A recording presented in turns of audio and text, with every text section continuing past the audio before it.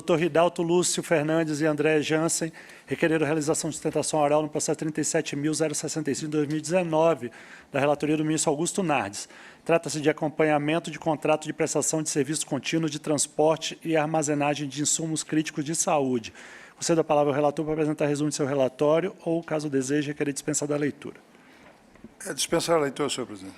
É regimental, não há objeção, fica o relator dispensado da leitura do relatório, considerando serem dois os interessados em sustentar oralmente suas razões, cada um disporá de 10 minutos para falar uma única vez, sem serem aparteados na forma do regimento. Concedo a palavra inicialmente ao Dr. Ridalto Lúcio Fernandes para produzir sustentação oral em nome próprio. Senhor ministro Bruno Dantas, presidente dessa Casa, senhora Procuradora-Geral, senhor ministro relator, em nome de quem cumprimento aos demais ministros e a todos os presentes. Sou Ridalto Fernandes, militar, com 39 anos de serviço público. Antes de ter trabalhado no Ministério da Saúde, havia sido ordenador de despesas em 3 unidades gestoras distintas, mas eram unidades do Exército, com vida administrativa muito diferente. Fui obrigado a fazer uma rápida preparação e aprendi o que faltava enquanto desempenhava a função. Em tese, são imputadas a este gestor a responsabilidade por ter se omitido na exigência contratual de disponibilização por parte de uma empresa contratada do acesso pleno a 2 softwares logísticos e de ter se omitido na validação desses softwares. A matriz de responsabilização deixa claro os subitens do termo de referência supostamente descumpridos. Em relação ao primeiro software, o de armazenagem, chamado de WMS, a matriz cita os subitens 752 e 7521. Eles podem ser vistos no documento número 1. Eu deixei aqui com os senhores uma documentação de apoio. O subitem 7521, ele fala de uma obrigação não fala de obrigação de permitir acesso. Ele apenas descreve que dados o software deve tratar. Já a exigência de disponibilização de acesso de dados pela internet, prevista no subitem 752, não diz respeito ao software logístico. Nesse subitem, o termo de referência trata do portal logístico, outra exigência contratual completamente distinta. Se alguma dúvida existe a esse respeito, veja-se o documento 3, página 134, que está ali, a descrição do subitem 752. Aspas, apresentação de solução de portal logístico para usuários do Ministério da Saúde. Não é, portanto, o software do qual me imputam a responsabilidade de não ter solicitado acesso. Veja bem, não está caracterizada nos subitens citados a responsabilidade que me é atribuída, pelo menos em relação ao WMS. Quanto à exigência de validação do software, o termo de referência não apenas define o que seria validação, que está no apêndice 10, mas define quem é o responsável por tal atividade, está no apêndice 3, cuja página de interesse compõe o documento número 2, que eu fiz chegar aos senhores. Por lá, vejam bem, a responsabilidade não recai sobre o contratante, como seria de se esperar. Ainda que desarrazoada, como cita o próprio senhor auditor, quando faz a sua peça de instrução, é o que está no termo de referência. O contrato está dizendo isso. Quem vai fazer a validação do software não é o Ministério da Saúde, não é o contratante. O software será validado pela própria contratada. Isso está no contrato.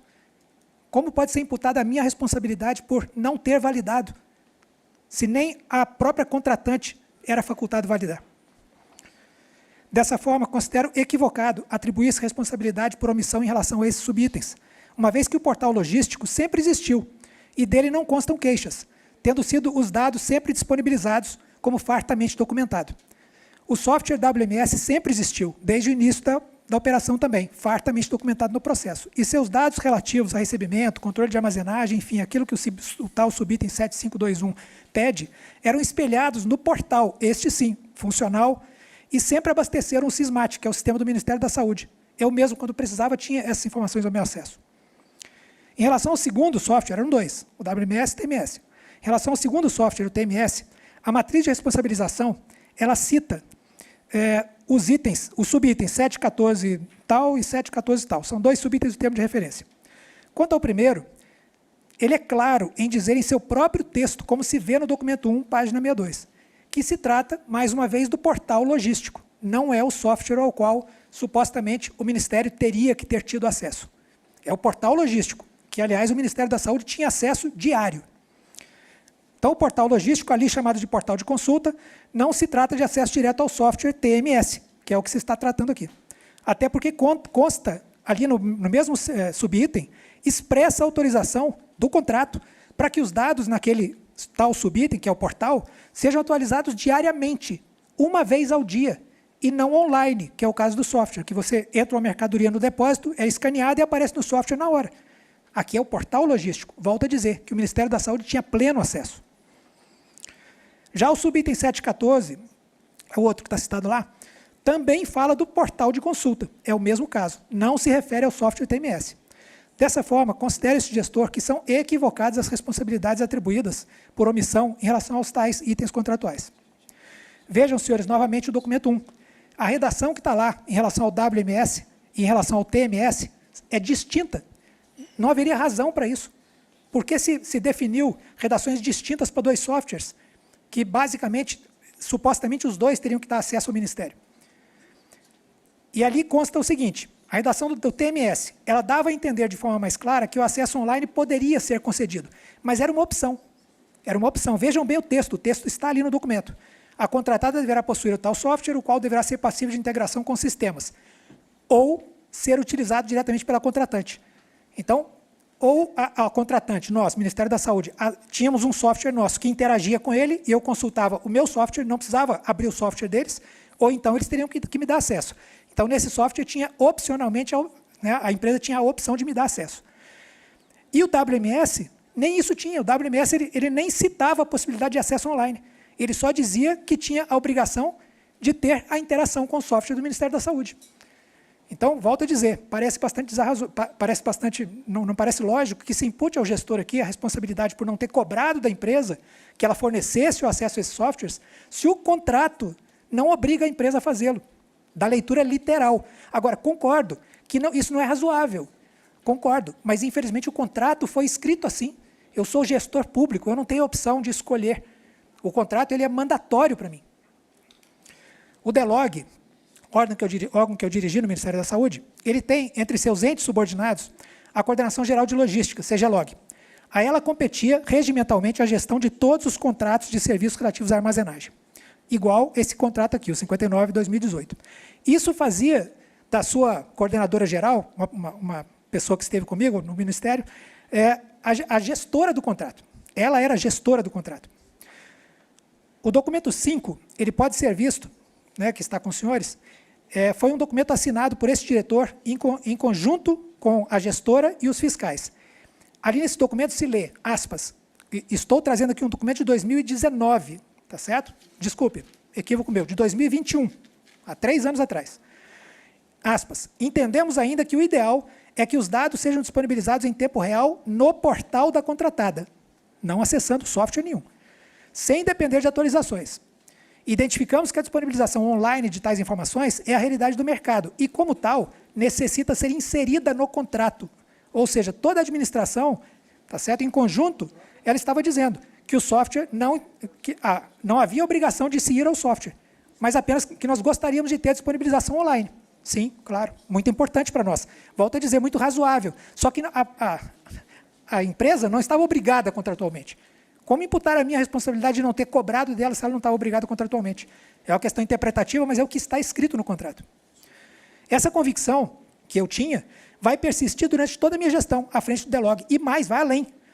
A mudança desse posicionamento só vai ocorrer em 2023, depois que eu já tinha deixado a gestão do departamento. Tá certo? Essa mudança de posicionamento vai acontecer por quê? Porque o TCU, o tribunal, ele manda para o Ministério em outubro de 2022, quando eu ainda estava na gestão, ele disponibiliza uma instrução que naquela época nós não tivemos acesso, só fomos ter acesso quando chegou a instrução remetida para lá, em fevereiro de 2023, quando eu já não estava, e nessa instrução o TCU dava a sua posição. As ferramentas têm que ter acesso obrigatório, cobrem da empresa. E aí, em março de 2023, eu já não estava mais lá, aí sim, o gestor que estava sentado naquela cadeira cobrou da empresa. Foi a primeira vez que apareceu no processo a cobrança formal desse acesso. Empresa, você é obrigada a fornecer o acesso. Você é obrigada. E você não é obrigado porque está no contrato, você está obrigada, vou ler aqui, porque há entendimento do TCU que o acesso está amparado no contrato. Está formalmente, no ofício que foi feito para a empresa. Então, isso tudo trouxe para os senhores, e queria dizer apenas mais uma coisa, que meu tempo está se esgotando. A equipe que estava trabalhando lá, a equipe composta por Ridalto Fernandes, Catiane Torres, que era a minha gestora de contrato, e os fiscais, nós éramos uma equipe. O que um fazia, o outro estava ao par. Tanto é que eu assinei, consta, está aí documento número 5, documento número 6, são documentos que eu assinei em conjunto com a equipe. Fizemos diversas reuniões em conjunto com a equipe toda sentada em a VTC Log. A equipe despachava comigo no mínimo 2 vezes por semana, no mínimo 2 vezes por semana. Despachos longos, tá certo? Então, nós éramos uma equipe. Agora eu vejo, o tribunal está imputando a este gestor, o diretor, a responsabilidade por não ter cobrado os softwares e por não ter validado as ferramentas. Mas a gestora do contrato, o tribunal entende que ela agiu, e com justiça, por favor, me permitam dizer isso, o tribunal, com justiça, está dizendo que ela agiu com correção e não imputa a ela as responsabilidades. Fica este gestor solitário, sendo que eu fui orientador, parceiro dela e dos seus fiscais. Agradeço ao doutor Ridalto obrigado, Lúcio senhor Fernandes presidente. e concedo a palavra ao doutor André Jansen para produzir sustentação oral em nome de Alex Leal Marinho.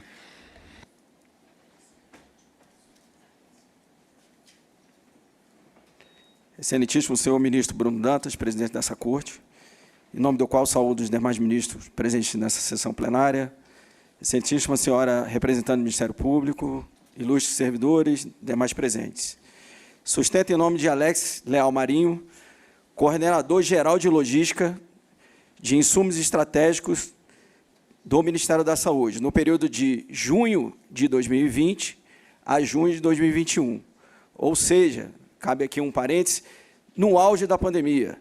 Ele assumiu, no dia que ele assumiu, estavam sendo registradas 1.100 mortes diárias, 33 mil mortes mensais. O senhor Alex Leal Marinho, como gestor, como coordenador geral de logística, tinha sob sua responsabilidade a gestão do contrato número 59/2018, firmado entre o Ministério da Saúde e a empresa VTC Log.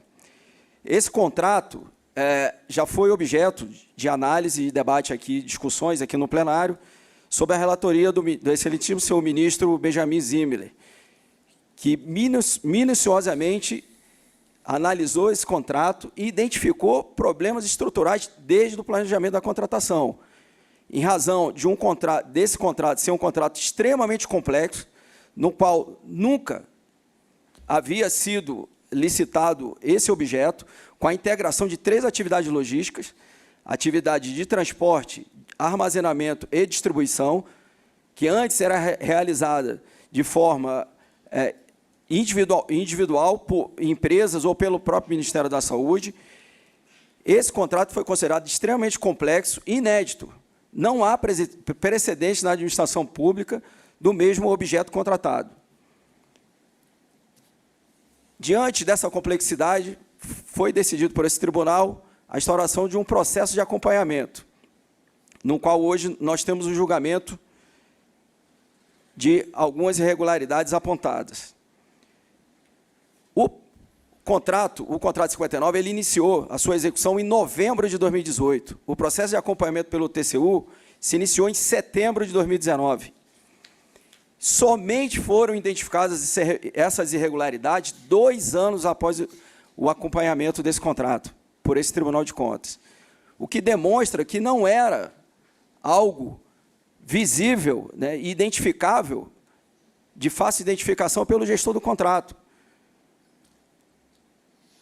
As razões justificativas foram baseadas principalmente na LINDB, no seu artigo 20, quando trata dos antecedentes do responsabilizado.